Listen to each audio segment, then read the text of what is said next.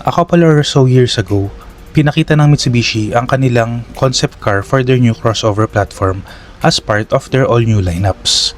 And what we have here is the Mitsubishi XForce GT, which is the top-of-the-line variant ng XForce na dinala ng Mitsubishi Motors dito sa Pilipinas. Yeah, another crossover for our market. Pero hindi talaga natin mapagkakaila ang versatility and practicality ng mga crossovers lalo na dito sa bansa natin. Kaya naman, ito ang pambato ng Mitsubishi para sa ever-growing and popular crossover market natin. Some of you have already know or maybe know the price tag of this vehicle na I will discuss later. And dito sa video na to, tignan natin kung worthy ba ang entry netong XForce para sa competitive crossover market ng Pilipinas. Spoiler alert, this is a very competitive market all over the world and Mitsubishi has its handful competing.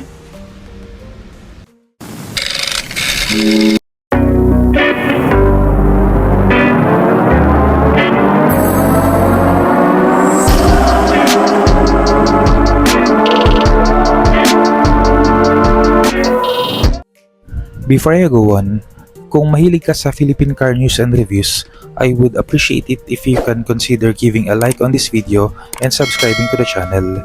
I post one video a week sharing my thoughts and opinions regarding Philippine cars.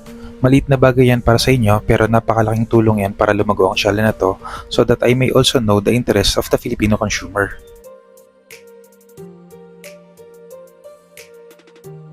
Dito sa harap, we can clearly see the updated dynamic shield design ng Mitsubishi na makita mo across their lineup. Pero unlike the design na makita natin sa current models nila like the popular Expander, Montero Sport, Tritron, and even the Mirage, mapapansin natin na hindi ganon ka-sharp ang lines and edges neto, which I think is for a good reason, and that is for aerodynamics, na for sure mag-i-improve ng fuel efficiency at high speeds. I think this is a like it or hate it look, lalo na at nasanay na tayo sa mga edgy designs ng mga bagong sasakyan ngayon. And at least for me, it looks like okay at best I guess. It looks refreshing after all, pero after several months of its release and may nakita na akong mga ganitong sasakyan sa kalsada, I personally am not liking it anymore. Pero that's just me. Subjective kasi naman talaga ang looks and personal preferences. The DRLs or daytime running lights are functional and looks nice pero it doesn't float my boat ika nga. Pero that's just my taste. Looking under the hood, what we have here is the tried and tested engine na makita rin natin sa Expander, which is a 1.5 liter naturally aspirated engine that can do the numbers that you are seeing on the screen right now. Yes, it doesn't look so much pero we really don't need that great of the numbers on the paper to have fun in driving naman. It's not the size, it's how you use it, ika nga. Pero don't get me wrong, this is not a performance vehicle. It is still leaning towards fuel efficiency dahil after all, despite its looks, this is still an economy car even for its price tag. Speaking of fuel efficiency, unlike the Expander na meron pang outdated 4-speed automatic transmission, naka CVT na ang transmission netong XForce. Kaya naman for sure, mas magiging matipid sa gas ng sasakyan na to, lalo na at mas maliit at mas magang siya compared to the aforementioned Expander. Here at the sides, it is sitting on 18-inch two-tone alloy wheels na merong disc brakes all around. Medyo naninipisan ako sa goma neto pero again, that is there to help for the fuel economy. For a better ride, I think kapag kinapalan ng konti ang goma neto will help at the compromise ng fuel economy. Pero I suggest na gawin lang yun after maupod na ang stock tires kasi sayang naman kung papalitan na agad. As for the ground clearance, meron tong 193mm which is a common number for a crossover. And similar to other crossovers, andyan ang black plastic cladding materials para iwas gasgas sa mga tumatalsik na bato sa kalsada. Door handles are body color which I like, hindi na chrome at least. Then, to complete the look, two-tone ang GT na edition which has a black side with signal lights on its mirrors and of course, a black roof. Unfortunately, wala pa tong roof rail so kung outdoorsy person ka, you need to spend a little para malagyan siya ng roof rack. Now, looking at the back of the vehicle, similar sa harap, again, this is a like it or hate it look. And again, similar sa opinion ko sa front profile, I am not liking its look as well. For safety features, andyan ang rear camera and 4 parking sensors na malaking tulong sa pagpapark. For the lights, I forgot to mention na LED na ang mga ilaw nito, which includes the third brake lights integrated to the blacked out spoiler as well. But besides all that, and I want to stress out na I'm not hating on this vehicle pero parang masyadong plain or boring ang design nito sa likod, knowing na it wants to show that it is a rugged vehicle. Even the badging parang bitin.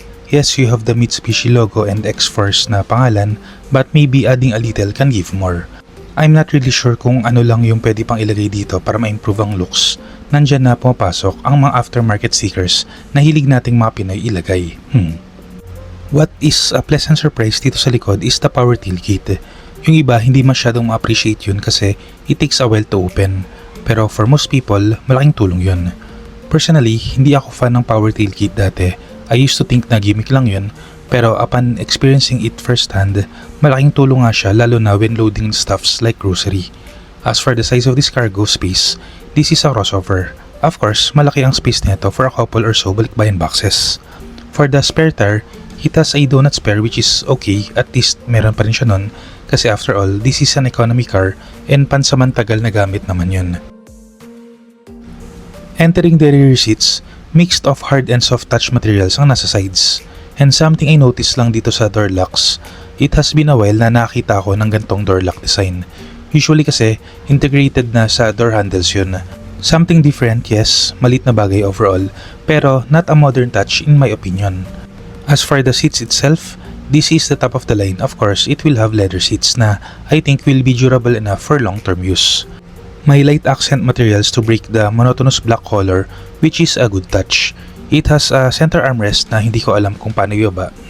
Pero believe me, there is a center armrest. For back passenger amenities, andyan ang 2 aircon vents and 2 Type-C charging points. Overall, not a bad place to be. I like the black headliner para hindi masyadong dumihin. Pero for some people, baka hindi yun magustuhan kasi unlike cream or light colored materials, black headliner can make the interior smaller than it really is. Legroom and headroom are okay to my size na 5'9" or 5'9.5" on a good day. Similar to other vehicles of this size, 2 of me will be very comfortable, 3 of me, I don't recommend for long drives. For sure, magiging masikip na yun. Now, for the front seats where the fun is really at. At the door handles pa lang, meron na tong button for locking and unlocking, which is becoming a good feature to have for ease of use, para hindi na pindot ng remote lagi. Manual adjustable ang seats which is okay, but for the adjustment ng height, I'm not sure, pero I'm not a fan lang of Mitsubishi's height adjustment design kasi kailangan pihitin like a knob, unlike others na up or down lever. All the door and window controls are there on its sides as expected. Then, button for the power tailgate and headlamps adjustments on the lower left side. For the steering wheel buttons on the left side, andyan ang controls for the infotainment screen and adaptive cruise control naman on the right, which are fine except na gloss black piano black finishes to ang background nila on high traffic area, kaya best to have some protection here to improve the overall durability. At the center, andyan ang traditional shifter with electronic parking brake and the ever so helpful auto hold during traffic situations. Drive modes button I think is best to have on the steering wheel then, pero for better reachability kasi, pero it's here at the center. Anyway, the start stop engine button is here as well na I really don't like the positioning. It's on an easy access area kasi that might be accidentally pressed, pero that's just me. Meron namang engineering safety features yan for sure. Physical buttons for air conditioning unit is still here and thank God hindi nila nilipat yun sa infotainment screen like other manufacturers.